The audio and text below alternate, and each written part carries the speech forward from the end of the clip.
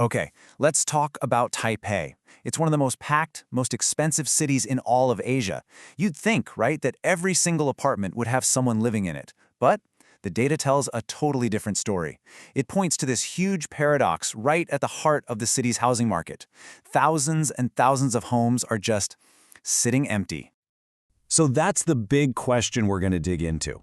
In a city where every inch is basically gold and finding a place you can afford is a real struggle, how in the world are over 60,000 homes just vacant? It doesn't add up, does it? And let's get real with the numbers here. We're talking 60,682. That was the official count of low-use homes, which, let's be honest, means vacant back in 2016. I mean, just stop and think about that for a second. That's not a handful of empty apartments. That's enough housing for a whole town just locked up off the market. So what is really going on? All right, to crack this puzzle, we first have to figure out, who owns these places and what kind of homes are they? Because it turns out not all vacant homes are the same, not even close. They actually fall into two really different camps. Okay, now this is where it gets super interesting.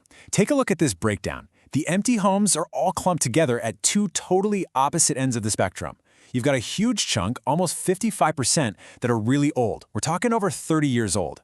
But then, on the flip side, almost 17% are brand spanking new, less than 5 years old. It's a tale of the very old and the very new. And this really paints a picture of the two types of people behind this whole thing. On one hand, you have what we can call the cost-burdened mover. This is someone who probably bought a new place to live, but they still own their old home. An old home that's now sitting empty because it needs a ton of expensive work. And on the other hand, you've got the risk-averse investor. They own a beautiful, new apartment, but they're not renting it out. They see it purely as an investment, something to hold on to. So you see, totally different reasons, but the exact same result. Another empty home. So you gotta ask, right? If the new homes are in perfect shape and people are desperate for places to rent, why on earth aren't they just renting them out? Well, this gets us to the real heart of the problem. It's a psychological thing, actually. A single core anxiety that connects both of these owner types. And it all boils down to this one simple, powerful feeling. Fear. Seriously. The biggest takeaway from all the research isn't about money. It's about a deep, genuine fear of dealing with rental problems and all the drama that can come with it.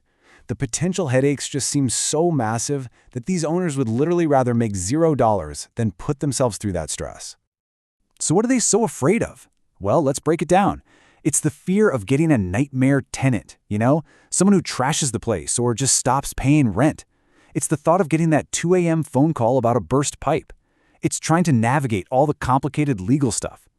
For these owners, the mental drain, that psychological cost, is just way too high. The rent money just isn't worth the potential chaos. And this is where you can really see how that anxiety hits the two groups differently. For the investor with that shiny new apartment, it's a pretty simple calculation. Just keep it empty to avoid any hassle. But for the person who owns that older home, man, it's a double whammy.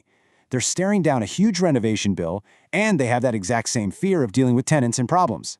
It's like they're trapped between a rock and a hard place. High costs on one side, high anxiety on the other. Okay, so we've got two different problems driving this thing. That means we need a solution with two different parts, right? And that's exactly what experts are proposing. A smart, dual-track strategy that's built to unlock all this housing that's just sitting there. So here's the game plan, in a nutshell. Step 1. You tackle the money problem. You offer subsidies to help fix up those older homes. Step 2. You tackle the fear problem. You bring in professional management services to handle all the headaches. It's simple, it's direct, and it's targeted right at the real issues. Let's look at how these two pieces fit together.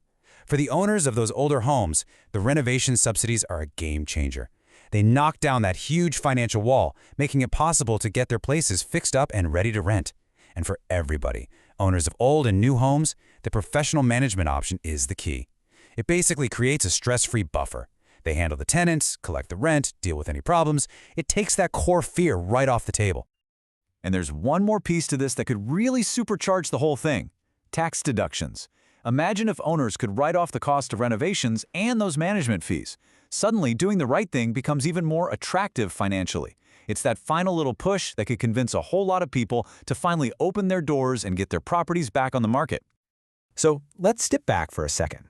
What if this actually works? What would the city look like? Well, the impact could be way bigger than just filling some empty apartments. It could kick off this amazing chain reaction, making Taipei a much more livable, much more accessible city for everybody. It all starts with that first step.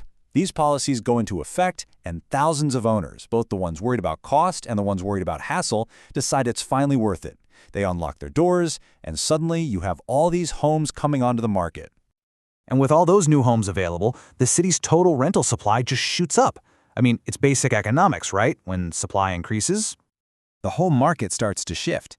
That extra supply helps ease the crazy pressure on rent, which could finally stabilize prices, maybe even bring them down a little. That would be a huge relief for so many people. And that's what this is all about, really. It's about creating a fairer housing market, a market with more choices and better prices, giving young people and families a legitimate shot at finding a home in the city they want to live in. It shows how a smart policy can lead to a huge social win. So that leaves us with a final question to think about.